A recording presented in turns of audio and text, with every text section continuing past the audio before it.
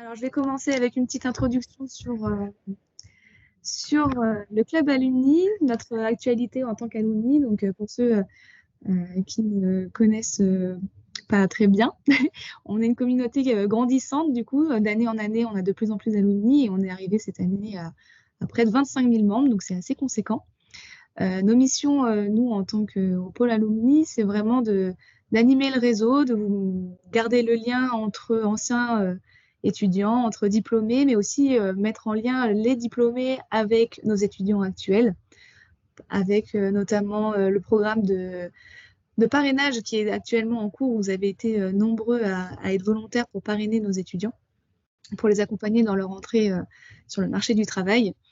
On vous accompagne aussi dans votre parcours professionnel si jamais vous avez des problématiques. N'hésitez pas à nous contacter, on peut aussi vous apporter quelques solutions. Et puis, on anime le réseau via justement des événements comme aujourd'hui, au travers les différents clubs, donc des clubs business comme celui de marketing, mais aussi des clubs par ville, par région. Donc, n'hésitez pas, si vous voulez en faire partie, à consulter notre site internet pour voir tous les clubs qui existent. Ils sont tous recensés sur notre site web. Vous allez aussi retrouver notre agenda, que je vous mets quelques dates juste ici. Donc, si vous voulez participer à nos prochaines rencontres en live, je vous ai mis juste les rencontres en live. Il y a par exemple mardi prochain la cérémonie des PUM Awards où on va remettre les prix aux entrepreneurs finalistes de ce concours. Les inscriptions pour participer en présentiel sont fermées, mais vous pouvez toujours vous inscrire pour y participer en ligne, donc n'hésitez pas. Je vous laisse prendre en note aussi les différentes dates, comme par exemple celle du 21 mars, qui va être une table ronde autour des métiers de l'art, la culture et le design. Donc ça peut changer du marketing, mais ça peut être aussi intéressant. Et puis, si vous voulez découvrir plus d'événements sur notre agenda, je vous invite à aller donc sur notre site web, rnsbalumni.com, où vous pourrez également vous y inscrire. Je vous mettrai également le lien de l'agenda sur le chat pour que vous puissiez juste cliquer dessus et puis consulter les événements et vous y inscrire si vous le souhaitez. Donc, je te laisse la parole, Vincent. Et juste deux petits mots, merci. Merci Camille. Juste deux petits mots avant de lancer Barbara sur le sujet qui nous intéresse aujourd'hui. C'est moi qui lead le club marketing aujourd'hui, mais j'ai besoin d'aide. Donc c'est un premier message que je voudrais faire passer. J'ai besoin de personnes qui m'accompagnent, enfin qui soient tout simplement un binôme hein, pour lancer d'autres afterwork. Il est important que on fasse des rendez-vous réguliers sur ce club marketing et qu'on le fasse vivre. Donc si vous connaissez des personnes intéressantes qui pourraient participer pour partager leur expérience, faut vraiment tenez-moi au courant, contactez-moi, ça c'est le premier message. La deuxième chose, c'est faites passer le message autour de vous et dans vos promos de l'existence de ce club. Je pense que vous avez tout un chacun, les unes et les autres, des groupes Facebook, des groupes LinkedIn ou des chaînes WhatsApp avec vos copains de promo. Bah, parlez-en autour de vous hein, du fait, tiens, est-ce que tu assistes à tel afterwork, machin. Donc tenez-vous au courant. Et comment on se tient au courant? C'est tout simplement le site web Alumni. Le site web Alumni, il y a aussi l'application qui est top. Hein, en mobilité, c'est aussi sympa. Mais voilà, parlez-en autour de vous et tenez-vous au courant des afterwork. Et voilà, si vous avez envie de vous investir davantage dans l'association, faites-moi signe. Barbara, je te laisse la parole. Vas-y. Et puis, on se laisse un petit temps. On se donne jusqu'à 45-50 pour laisser les alumni poser leurs questions à la fin. Vous avez aussi le chat pour poser vos questions. En fait, voilà, on est suffisamment nombreux pour que vous puissiez éventuellement ouvrir votre micro, mais je préfère qu'on pose les questions à la fin, comme ça, Barbara, moi, Barbara, tu le dis comme tu veux. Bah, c'est vrai que j'allais te dire, vu qu'on est peu nombreux pour le moment, peut-être qu'on peut se permettre de prendre les questions au fil de l'eau, comme ça on ne reste pas sur un point de blocage. Moi, ça ne me dérange pas. Hein. Ok. Alors on y va. C'est parti. Donc, enchantée, bonjour à tous. Je m'appelle Barbara Bretéché, je suis dirigeante de l'agence InWin Rennes. Alors, j'essaye de passer mes slides. Normalement, j'ai pris la main. Est-ce que ça va bien? Voilà. Donc, je suis dirigeante d'une agence digitale spécialisée en inbound marketing. partenaires du coup Pledzi et HubSpot, qui sont des logiciels de marketing automation qui permettent de mettre en avant aussi une stratégie d'inbound marketing. Je suis une ancienne de l'IBPM, de la toute première promo en fait qui a lancé ce programme-là. Et puis, c'est mon deuxième webinaire. On avait fait l'année dernière avec Vincent un premier webinaire sur l'inbound marketing, qui était plutôt un cours d'intro et d'expliquer un petit peu ce qu'est l'inbound marketing. Et puis, en rééchangeant avec Vincent, on s'est rendu compte qu'en fait, il fallait passer à un deuxième volet et puis parler de cas concrets et de ce que ça peut apporter de mettre en place cette stratégie d'inbound marketing. Donc, c'est ce qu'on va faire aujourd'hui.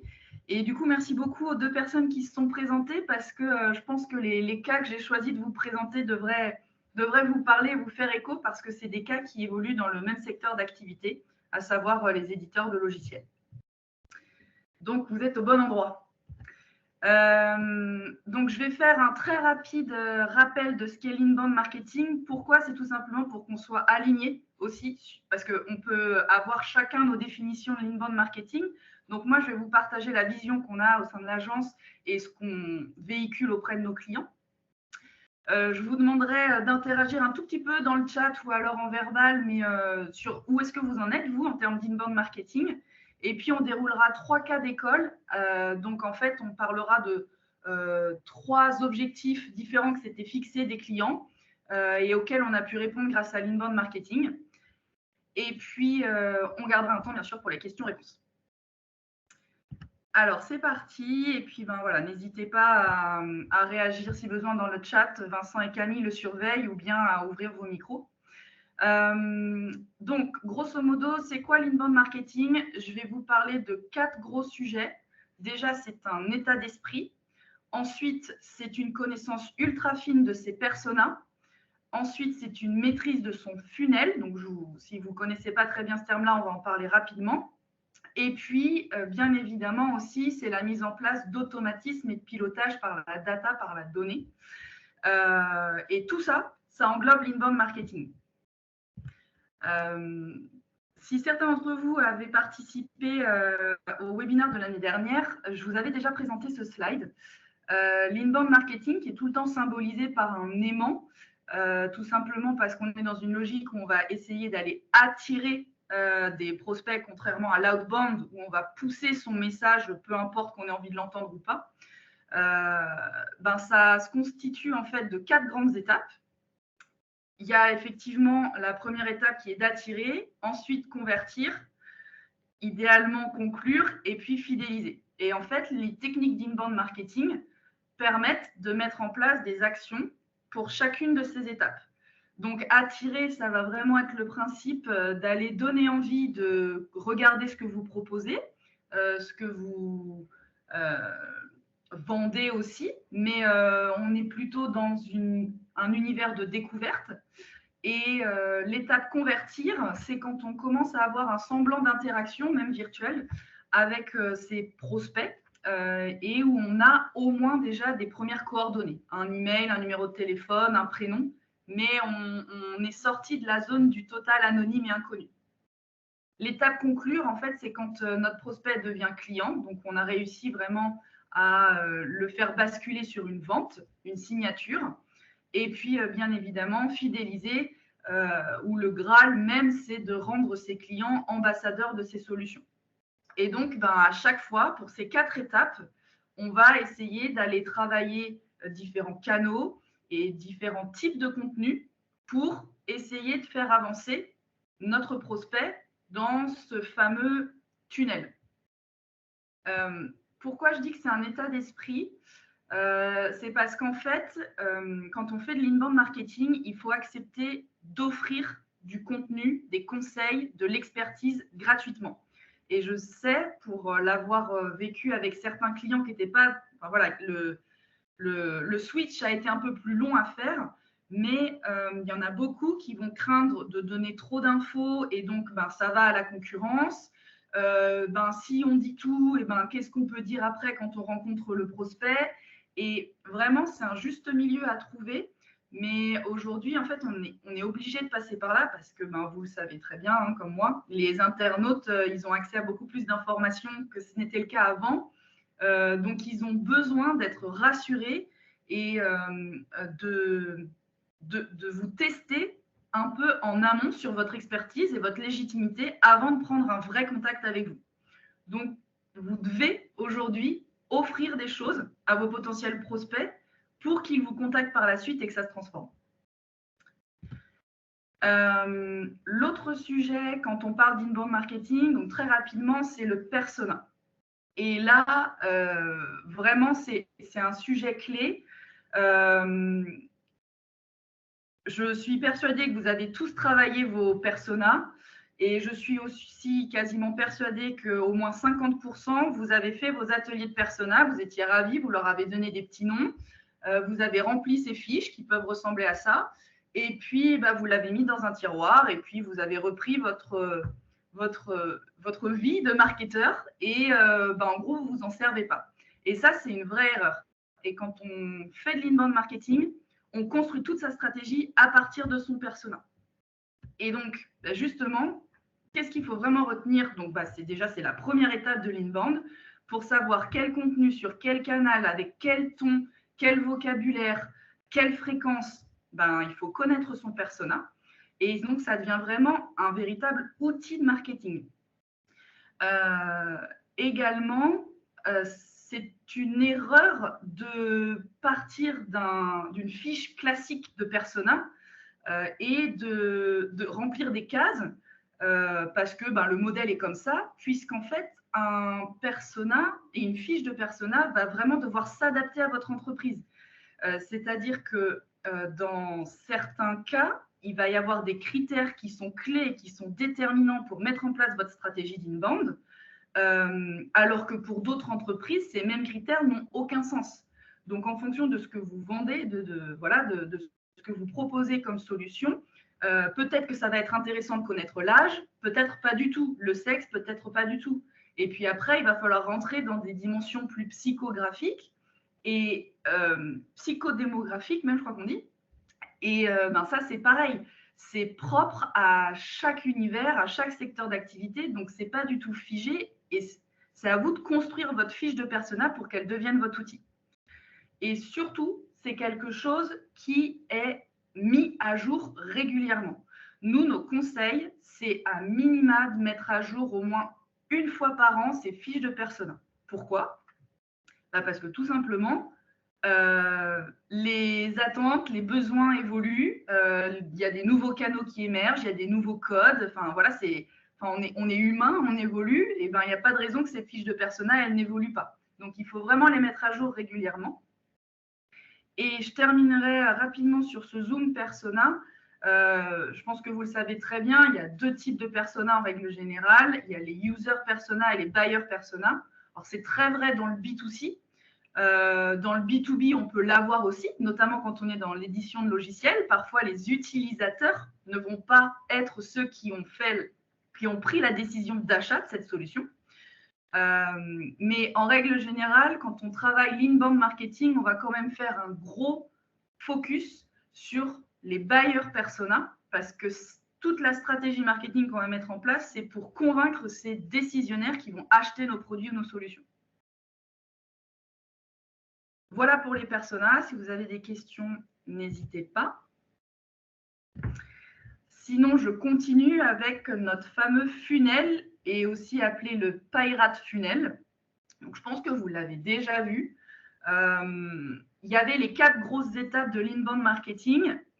Et là, notamment quand on est dans un univers donc B2B de logiciels SaaS ou autres, mais ça s'applique aussi pour d'autres cas de figure, bien évidemment, on va essayer d'aller affiner un petit peu plus les étapes de cet inbound marketing à travers cet entonnoir de conversion, d'acquisition vers la conversion. Et donc, en fait, à chaque fois, il y a des grandes étapes clés qu'il faut, je vais dire, respecter et qui permettent de bien découper ces actions marketing. Donc, en l'occurrence, l'awareness, donc ça, c'est un petit peu ce qu'on disait dans attirer. Donc, en fait, un internaute, un prospect va prendre connaissance de ce qu'on propose, donc à travers des visites sur notre page Internet, par exemple. Et puis, l'idée, ça va être d'aller essayer de le faire passer à l'étape d'acquisition, donc c'est-à-dire lui demander un petit peu plus d'infos pour l'inciter peut-être à s'inscrire à une news, à un webinar, à une non, démo c'est après, mais voilà, commencer un semblant de relation virtuelle, et puis petit à petit le faire mûrir et avancer pour l'activer. Et là, on va essayer de l'activer avec quelque chose de plus engageant. Par exemple, participer à une démo ou alors recevoir ou avoir l'appel d'un vendeur, d'un commercial pour passer ce prospect en activation. Mais là, l'activation, si vous êtes sur un modèle freemium, c'est considéré comme une activation. Même si vous avez pris votre modèle gratuit, vous l'avez quand même déclenché. Et tout l'enjeu va être de passer et de bien travailler l'étape suivante, rétention, où là, vous allez essayer de faire en sorte que ce prospect utilise de manière régulière votre solution, vos produits, de manière à devenir soit ambassadeur, soit passer sur une formule payante. Et en fait, les deux dernières étapes, référents et revenus, ça parfois ça change en fonction de votre business model. On peut inverser souvent ces deux étapes. Parfois, vous passez d'abord par l'étape revenu avant d'avoir des référents. Donc ça dépend vraiment de votre activité. Mais grosso modo, là, c'est le nerf de la guerre où vous allez commencer à marger et puis à faire du chiffre d'affaires intéressant. Donc voilà, dans les grandes lignes, je vais pas pouvoir trop détailler ce funnel parce que je pourrais en parler très longtemps et c'est pas le but de la présentation. Mais n'hésitez pas, voilà, si vous avez des questions, on pourra en reparler à la fin aussi de la présentation. Mais ça, c'est hyper important de maîtriser ce funnel. Et je fais le lien avec le persona. En fait, vous allez savoir ce qu'il faut faire à chaque étape parce que vous allez parfaitement connaître vos potentiels buyers persona. Et voilà, tout s'imbrique, quoi. Barbara, il y a une question de Kevin. Kevin, n'hésite pas à ouvrir ton micro, on peut le faire là. La question, c'est quels sont les types de contenus à privilégier pour basculer le prospect d'un simple lead à une demande de démo? Alors lui propose le livre blanc, le webinar. Ouais. Donc ça, c'est pareil, c'est des choses qui se testent, mais c'est des très bons réflexes. Souvent, effectivement, les contenus qui vont bien marcher et bien convertir, surtout dans votre secteur d'activité, c'est effectivement les webinars. Parce qu'en fait, c'est un temps où on peut effectivement en même temps allier une démo un peu de l'outil et puis aussi avoir des échanges en direct avec la personne.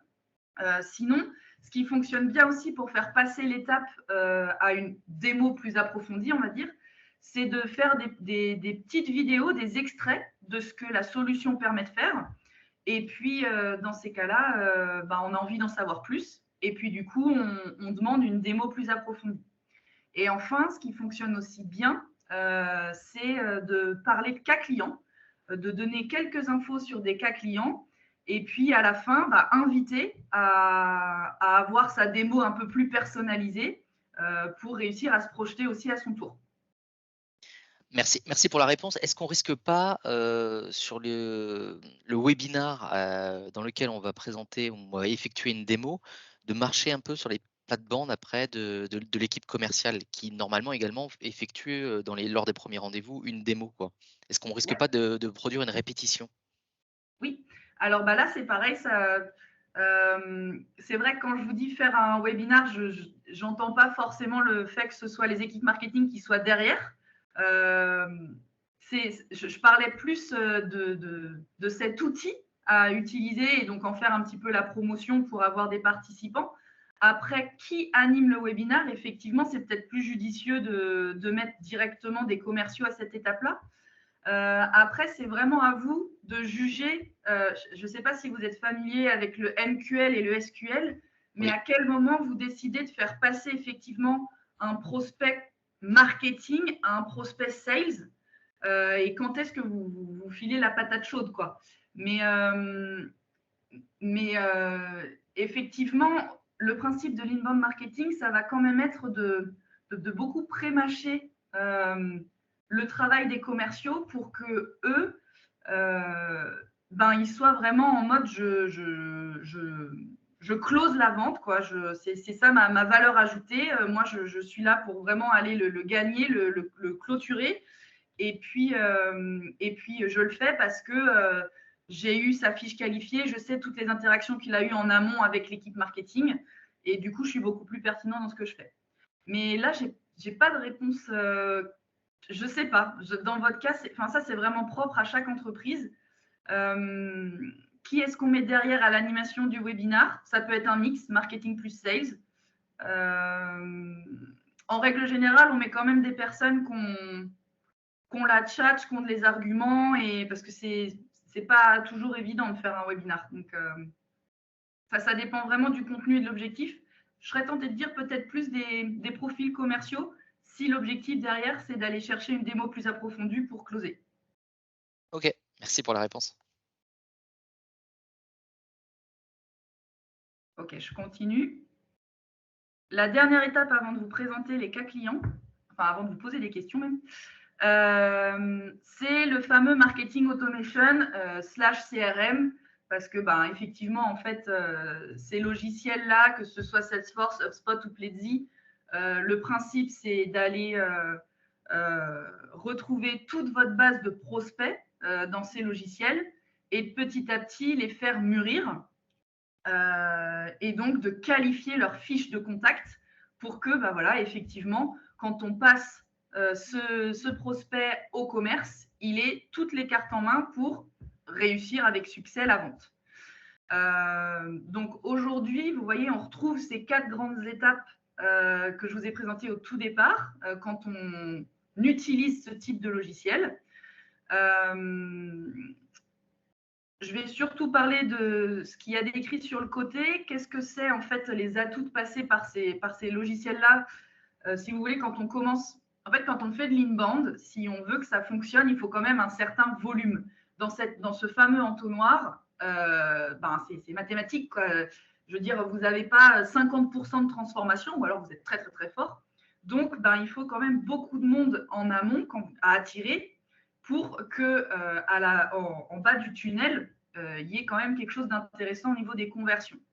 Donc, tout de suite, quand on parle de volume, c'est quand même pratique d'avoir des outils qui automatisent certaines choses. Et donc, c'est tout l'enjeu de ces logiciels-là. Et effectivement, les gros atouts par rapport à votre stratégie d'inbound marketing que vous aurez définie en amont, c'est que vous allez aller charger tous vos contenus et que vos contenus vont pouvoir eux-mêmes qualifier et faire avancer vos prospects. Donc, c'est-à-dire que vous allez classer vos contenus par thématique. Comme ça, vous allez connaître les thématiques qui intéressent vos prospects. Ensuite, vous allez aussi attribuer des scores à vos contenus. Comme ça, vous allez pouvoir suivre l'avancée dans ce fameux tunnel de votre prospect et quand est-ce qu'il est chaud pour recevoir une démo, voire même un appel d'un commercial. Et puis également, la force de ces outils, c'est que vous allez très souvent avoir au sein d'un même outil une solution d'emailing, une solution de création de landing page, des solutions pour faire un peu d'A/B testing, des solutions pour envoyer vos newsletters. Enfin, tout ça, ça se retrouve au même endroit et ça suit la logique de ce qui aura été consulté par vos prospects. Donc, c'est là toute la force et c'est là que votre stratégie d'inbound marketing va prendre toute son efficacité et va prendre son envol parce que vous allez vraiment avoir des choses automatisées et basées sur des faits. C'est-à-dire que ça ne va pas être quelqu'un qui va dire « Oh, lui, j'ai eu tant de coups de fil, je lui ai envoyé tant d'emails, allez, je pense qu'il est prêt. » Là, c'est factuel. On sait qu'il a consulté tant de contenu, on sait qu'il est resté tant de temps sur notre site internet. C'est légitime de le contacter maintenant pour essayer de faire une vente. Également, la stratégie d'inbound marketing et donc aussi le fait d'utiliser ces outils Sa grosse force, c'est de vous aider aussi à améliorer votre référencement naturel et donc de réduire votre dépendance au référencement payant. Parce que la plupart du temps, les clients qu'on récupère, comment est-ce qu'ils ponctionnent en fait leur pipe là et comment est-ce qu'ils remplissent leur entonnoir au début pour attirer, c'est à coup de pub Google ou à coup de pub sur les réseaux sociaux. Et ça représente un vrai coût. Parfois, ça peut être très conséquent, surtout quand on est sur des milieux concurrentiels. Et puis aussi, surtout, par rapport à la valeur de ce qu'on vend derrière, ça peut être super compliqué d'avoir un coût d'acquisition client qui soit acceptable. Et donc, le fait de vraiment bien travailler votre stratégie d'inbound et de contenu, ça va vous permettre de réduire vos coûts publicitaires et d'en faire moins. Et puis, bien évidemment, ça, j'ai voulu le mettre, mais c'est la remarque que j'ai assez souvent de nos clients. Alors, des clients qui sont des petites équipes et où voilà, il y a beaucoup d'employés qui sont un peu multicasquettes, certains qui ne sont pas forcément, on va dire, très à l'aise avec la démarche commerciale un peu plus pushy. Et donc, ils s'y retrouvent parce que là, mine de rien, on prémâche un petit peu toute l'approche prospection en amont de manière moins agressive. Et voilà, ils sont plus à l'aise avec cette méthode-là. Voilà, donc en guise d'intro pour l'inbound marketing et ce qu'on entend par inbound marketing, c'était important parce que ça va vous permettre de comprendre les cas clients derrière et pourquoi certaines choses, quels sont les critères qui ont fait que ça a fonctionné pour eux. J'aimerais juste vous poser 2-3 petites questions, si vous pouvez soit prendre la parole, soit répondre dans le chat, mais pour se rendre compte un petit peu. Aujourd'hui, avec combien de personas est-ce que vous travaillez? Combien de personas avez-vous aujourd'hui pour votre activité?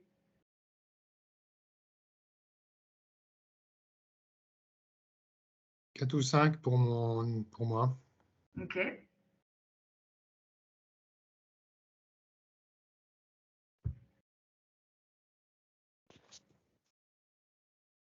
Pour moi, j'en aurais à peu près plus de 1000. J'ai une activité de grossiste. Ok. Je pense que le B2B marketing, le B2B marketing, je pense, peut s'appliquer à une activité de grossiste. C'est juste que c'est sûrement un peu plus simplifié et que c'est un mix peut-être de marketing consumer et de B2B marketing. Mais je pense qu'il y a des choses à faire dans ce que tu as présenté. Tout de suite, je me suis dit, il y a des choses à faire. Ouais. Je pense que tu peux les regrouper. Enfin, 1000, c'est ingérable. Bon, ça, en règle générale, j'ai regardé les réponses. Effectivement, on conseille d'avoir 3-4 personas à bien travailler dans sa stratégie d'inbound marketing. Au-delà, ça devient très, très complexe et très onéreux. Mais voilà, c'est les conseils qu'on va donner. Et je me demandais de quand date votre dernière mise à jour de vos fiches de persona? En ce qui me concerne, je suis persuadé que ça n'a jamais été fait. Ok. Le potentiel est là. Ouais. C'est Hélène. Moi, c'est au niveau de la refonte du site internet qu'on l'a fait. D'accord, très bien. Ok. Du coup, vous l'avez fait il y a combien de temps? C'est tout frais? Oui, c'est tout frais et c'était l'an dernier. Ok. Bon, l'idée maintenant, c'est d'avoir peut-être mis quelques outils de mesure pour vous assurer que ce que vous avez mis en place pour que ça réponde aux critères de vos personas, ça soit bien le reflet de ce qui se passe actuellement sur la navigation de votre site internet. Et c'est ça qui va vous permettre potentiellement soit de mettre à jour vos personas, soit de mettre à jour le site internet. Ok. Et alors là, je voulais vous poser une question, mais je vais même pas vous laisser le temps de répondre. Alors, je ne sais pas où est-ce que vous en êtes rendu chacun sur l'inbound marketing et notamment votre stratégie de contenu. Avez-vous du contenu aujourd'hui pour démarrer? J'ai envie de vous dire, donc ceux qui sont avancés, bien évidemment, oui. Ceux qui n'ont pas du tout encore entamé leur stratégie de contenu, vous avez du contenu. Pourquoi? Parce qu'effectivement, je pense que la plupart, vous avez un site internet sur lequel vous avez travaillé un petit peu votre argumentaire et votre approche et la présentation. Ce sont des choses qui se dupliquent et qui peuvent se catégoriser en contenu. Vous avez également des contenus que vos équipes commerciales utilisent. Donc ça, c'est pareil. Ils ont des documents que vous pouvez tout à fait reprendre et remettre adaptés à votre stratégie d'inbound marketing. Mais quand vos commerciaux vont à des rendez-vous clients, etc., ils utilisent du contenu. Donc, en fait, à tous ceux qui vont me dire oh là là, mais il y a un travail monstre en contenu à faire au départ. Non, en fait, souvent, on a tendance à sous-évaluer ce qu'on a déjà comme contenu. Donc, et puis, la marche n'est pas si grande quand on veut se lancer vraiment à faire de l'inbound marketing. Merci en tout cas pour vos réponses. Donc, c'est parti pour la présentation des 3 cas d'école. J'ai à peu près 10-15 minutes, mais ça va le faire. Donc, l'idée, là, c'est de vous présenter un premier cas où, en gros, c'est quelqu'un qui a lancé une activité, qui n'était pas staffé en marketing, qui a décidé d'investir dans une stratégie d'inbound et qui, du coup, a plutôt bien réussi son lancement d'activité. Le deuxième cas, c'est une entreprise aussi qu'on a accompagnée et qui a été capable d'aller générer du chiffre d'affaires grâce à sa stratégie d'inbound marketing en seulement 2 mois. Et le troisième cas, où là, on a quand même beaucoup de demandes de la part d'entreprises qui sont quand même assez matures et qui étudient leur coût d'acquisition client, parce que je peux vous dire qu'il n'y en a pas énormément qui le font, et qui avait vraiment un enjeu de réduire son coût d'acquisition client. Et donc, on a mis en place une stratégie d'inbound marketing pour y répondre. Donc, premier cas, donc c'est là où je vous disais ceux qui sont dans le milieu du logiciel et éditeurs de logiciels, ça devrait vous parler. Alors après, je ne connais pas la taille de vos entreprises, hein, mais là, on était sur une entreprise donc, qui travaille en tant qu'éditeur de solutions de marketing mobile et de relations clients, spécialisée pour une cible, banque et assurance. Ils étaient à l'époque seulement 9 employés et équipe marketing 2. Et encore, c'est pas trop vrai parce que dans les 2, il y avait vraiment une personne dédiée au marketing et sinon, c'est le boss qui faisait un petit peu aussi la girouette sur différentes compétences. Ils existaient déjà depuis un certain temps, sauf qu'ils avaient envie de lancer une nouvelle activité et de changer en fait leur offre de service vers quelque chose de tout nouveau, sur lequel ils n'avaient donc aucune notoriété et qui était plutôt un nouveau marché, donc quelque chose qui était en train de percer, mais qui n'était pas un marché mature. Et alors eux, par contre, pour le coup, ils n'avaient aucun contenu, puisque tout était à créer, et il fallait trouver les argumentaires de cette nouvelle offre de service, etc. Donc, qu'est-ce qu'on a fait? Déjà, alors après avoir mis un petit peu toutes les choses à plat, les grosses actions qui sont liées en fait à l'inbound marketing, ça a été déjà la création d'un blog. Mais là, quand je vous parle de la création d'un blog, il y a vraiment eu un travail de réflexion sur la valeur ajoutée de leurs articles.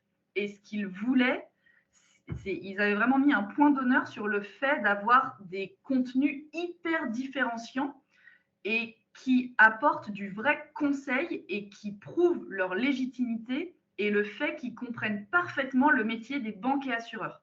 Surtout qu'en fait, dans ce milieu-là,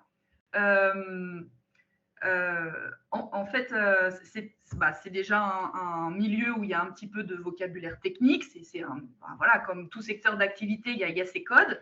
Et c'est des entreprises qui ne vont faire confiance qu'à d'autres fournisseurs qui maîtrisent parfaitement leur secteur d'activité banque et assurance. Donc, c'était hyper important qu'à la lecture et à la consultation du blog, on comprenne tout de suite qu'on avait affaire à des experts de la banque et de l'assurance. Ensuite, qu'est-ce qu'on a fait? On a aussi mis en place des différents formulaires de collecte de contacts sur le site internet et qu'on est allé traquer, c'est-à-dire qu'on les avait positionnés à certains endroits pour essayer de comprendre notamment le comportement de l'internaute, de voir lesquels fonctionnaient le mieux, les plus courts, les plus longs, sur telle page, à tel moment. Et puis, donc, bien évidemment, ça leur a permis petit à petit de qualifier leurs leads, mais aussi, nous, ça nous a permis d'aller gagner en efficacité sur l'expérience de navigation sur leur site Internet pour essayer d'avoir un maximum de formulaires complétés. Et petite info, qualifier les leads grâce aux formulaires, comment ça se passe lorsqu'on utilise les outils que je vous ai mentionnés? En fait, on a ce qui s'appelle des champs intelligents. Donc, c'est-à-dire que, par exemple, sur le tout premier formulaire qu'un de vos prospects va remplir, vous allez lui demander son nom, son secteur d'activité et son email. Et puis, le prochain formulaire qu'il va remplir, vous n'allez pas lui redemander son nom puisque vous le connaissez déjà. Vous n'allez pas lui redemander son secteur d'activité. Donc, vous allez automatiquement lui proposer un autre champ qui va vous permettre, vous, de qualifier sa fiche. Donc, par exemple, son numéro de téléphone, sa fonction. Et comme ça, petit à petit, à chaque fois qu'il télécharge un formulaire, vous gagnez de l'info sur qui il est. Et puis, vous qualifiez sa fiche au service de vos équipes commerciales par la suite. Et puis ensuite, ce qui a très bien fonctionné aussi, c'est les campagnes email automatisées. Donc en fait, quand on utilise ces outils, c'est pareil, on va pouvoir proposer d'envoyer automatiquement des emails. Alors, soit sur une thématique précise, vous voulez faire la promotion d'une offre, d'une actu ou autre, soit carrément par rapport à tous vos contenus, ce qu'on appelle des campagnes intelligentes. Par rapport à tous vos contenus, vous allez en fait pousser un premier email pour inviter votre prospect à lire tel article ou à consulter tel replay. Voilà, peu importe, ça dépend d'où est-ce qu'il est rendu en maturité. Et en fait, l'outil va se souvenir qu'il a lu et ouvert cet email avec ce contenu. Et donc, automatiquement, le prochain email qui lui sera envoyé sera en lien avec ce qu'il avait déjà consulté. Par contre, si le premier email que vous lui avez envoyé, il ne l'a pas ouvert, il ne l'a pas regardé, on part du principe que ça veut dire qu'il n'y a pas forcément d'intérêt sur ce sujet. Donc, on va aller lui proposer un autre contenu sur une autre thématique pour voir si c'est plutôt ça, ses problèmes actuellement, et si c'est plutôt ça qu'il recherche comme solution. Donc, c'est ça les campagnes email automatisées et intelligentes. Quels résultats est-ce qu'ils ont eu derrière? Ah mince, j'ai un petit problème d'affichage. Donc, je n'ai pas forcément mis ça dans le bon ordre, excusez-moi. Très rapidement, ils ont atteint 200 visites par mois sur leur site internet. Quand on est sur un secteur de niche comme ça et qu'on a zéro notoriété, qu'on n'a pas de référencement naturel, c'est des très bons résultats de réussir à avoir 200 visites par mois. Également, ce qui a été assez frappant, c'est que rapidement, par rapport au chiffre d'affaires qu'ils ont dégagé, ils ont pu faire un recrutement supplémentaire au marketing parce que du coup, ils étaient vraiment rentrés dans une dynamique de création de contenu et donc là, il fallait embaucher notamment quelqu'un pour le faire. Et puis également, là où on a été agréablement surpris, c'est qu'ils ont très vite compris comment mettre en place leur stratégie d'inbound, les réflexes à avoir. On ne leur a pas installé une machine à gaz, hein, voilà, de la création d'un blog, des formulaires et des campagnes intelligentes, c'est tout. C'est ce qui leur suffisait pour démarrer. Et ils ont vraiment très vite eu une certaine autonomie dans leur stratégie d'inbound. Et aujourd'hui, ils n'ont plus besoin de nous, que occasionnellement sur des problématiques, mais c'est une affaire qui roule. Voilà pour ce premier cas. Je passe au second s'il n'y a pas de questions.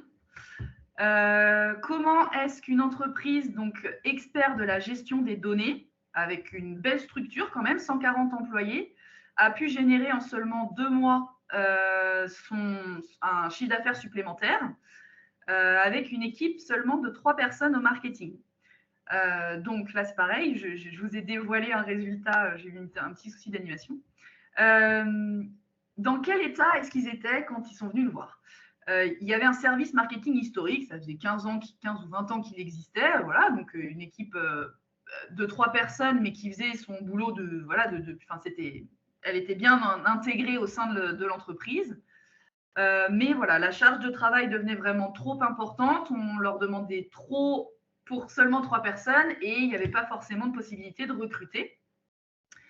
Ils avaient un blog en ligne, mais en fait, leur blog ne générait pas de conversion. Il n'y avait pas vraiment de transformation grâce au blog.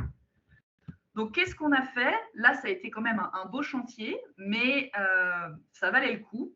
Donc, on a fait un état des lieux et on a évalué bien évidemment tous les contenus qu'ils avaient. Donc là, on a essayé de resituer quels contenus étaient plutôt de type découverte, d'autres de type évaluation, d'autres de type achat.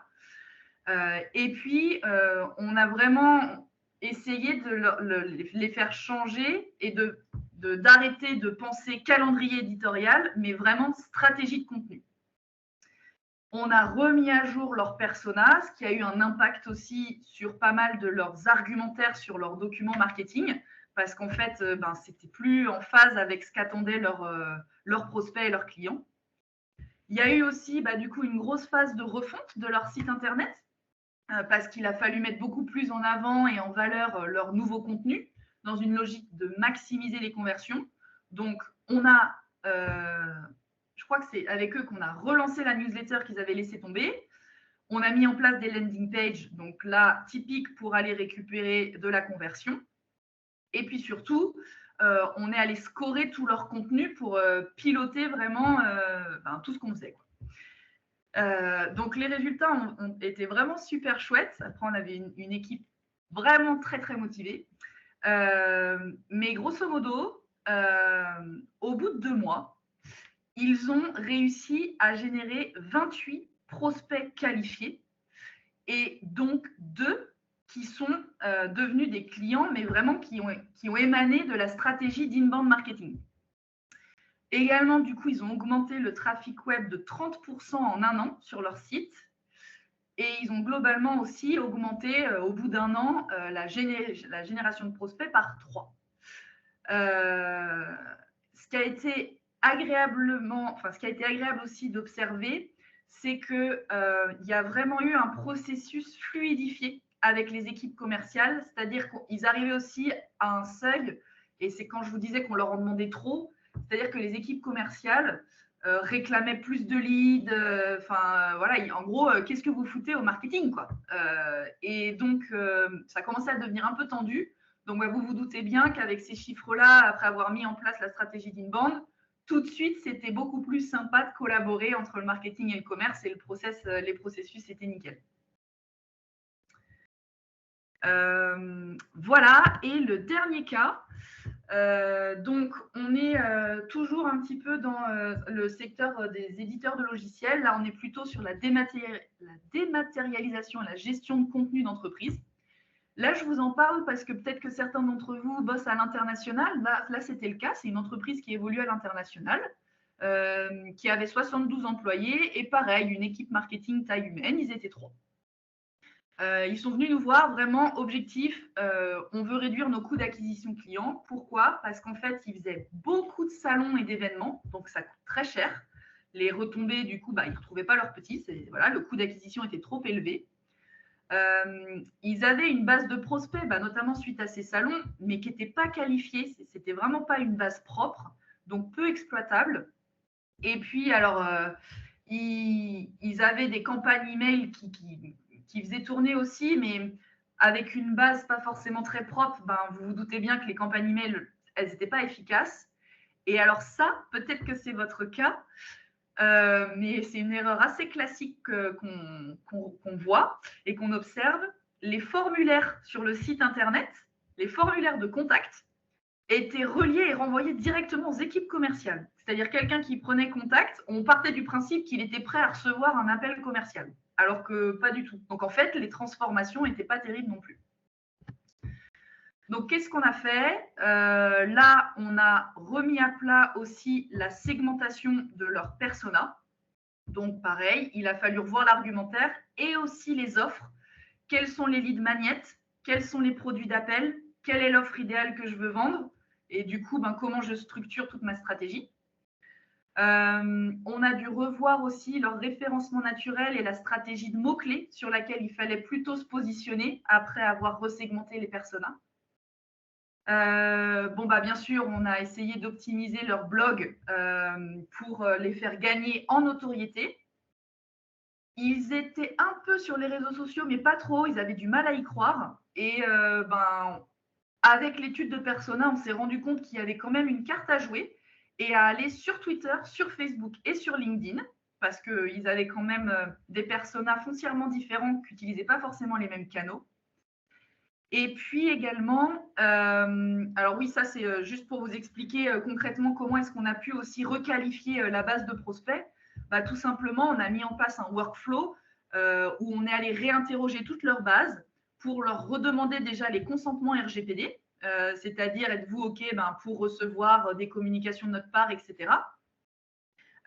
Et puis surtout pour pouvoir… Ah non, c'est celui-là, excusez-moi, je me suis trompée tout à l'heure, c'est celui-là pour lequel, du coup, grâce à ce workflow, on a pu réactiver la newsletter parce que, en fait, c'était un flop leur newsletter, donc ils avaient décidé de l'arrêter, voilà.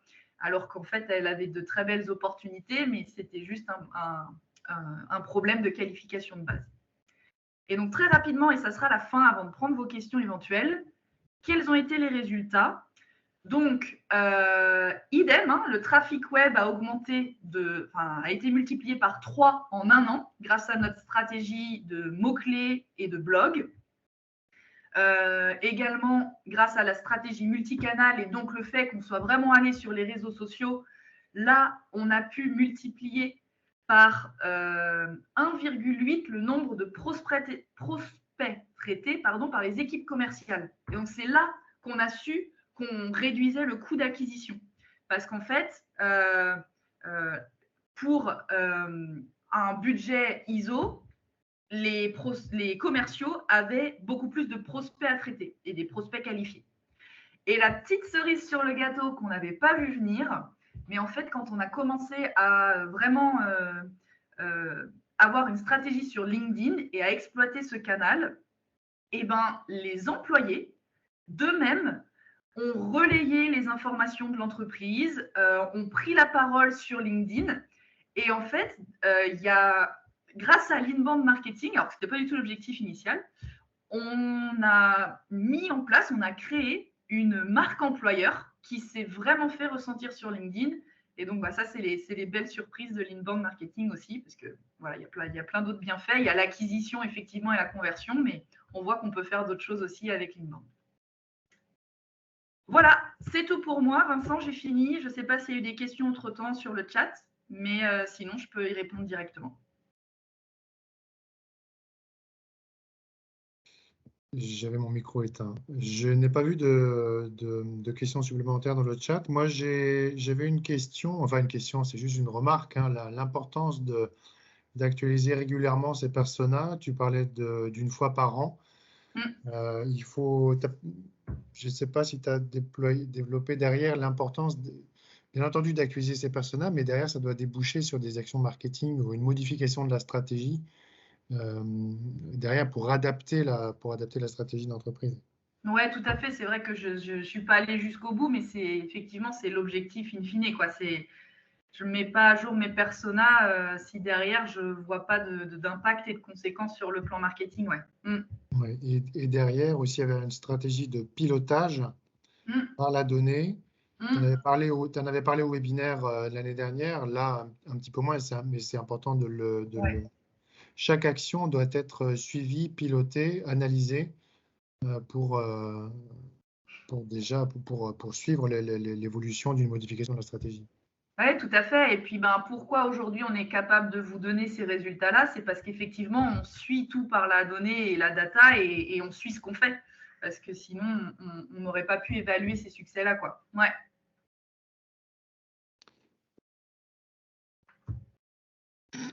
Kevin qui pose la question, disposez-vous d'un template pour construire un bon persona? Alors, il en existe différents. Est-ce que tu en as, toi, Barbara, à partager? Moi, j'ai un template que j'exploite pour le B2B. C'est vraiment le template de base. C'est celui qu'on va prendre au tout départ pour ensuite aller l'agrémenter avec des nouveaux champs. Comme je vous disais, des champs qui seront propres à votre secteur d'activité.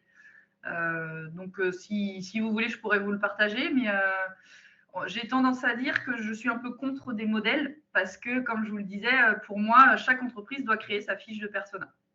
Il en regorge sur Internet. Hein, Bah, oui, mais après, voilà, on peut partir d'un, mais il faut vraiment l'adapter à sa situation. Il ne faut surtout pas se cantonner au modèle, quoi. Vraiment pas. Faut aller challenger ce modèle, faut aller.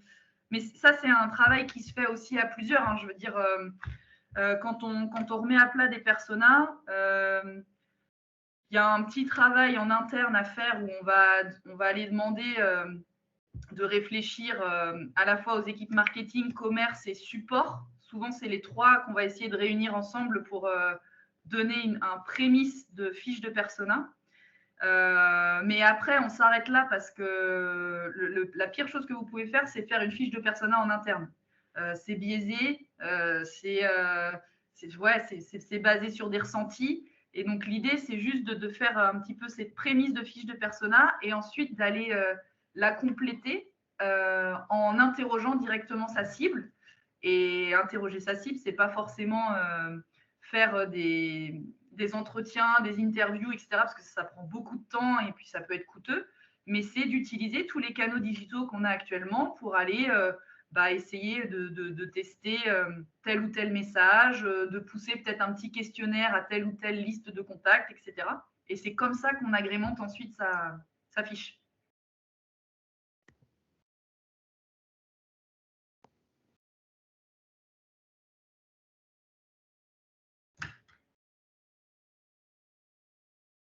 Est-ce qu'on a encore d'autres questions? N'hésitez pas à ouvrir vos micros, que ce soit sur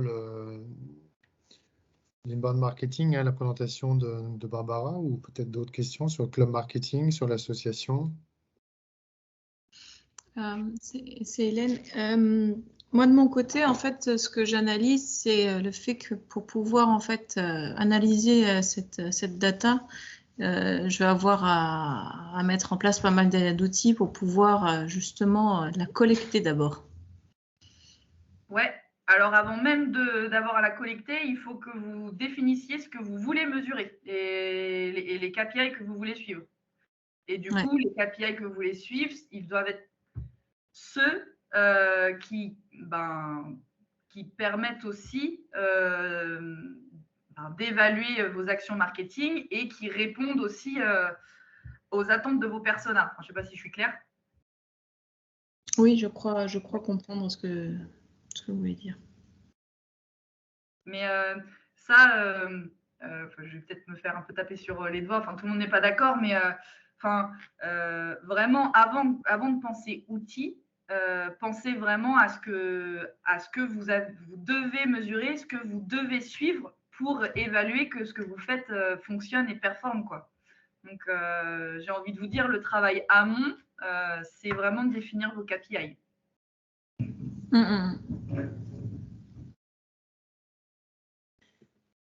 Ok, il est -3.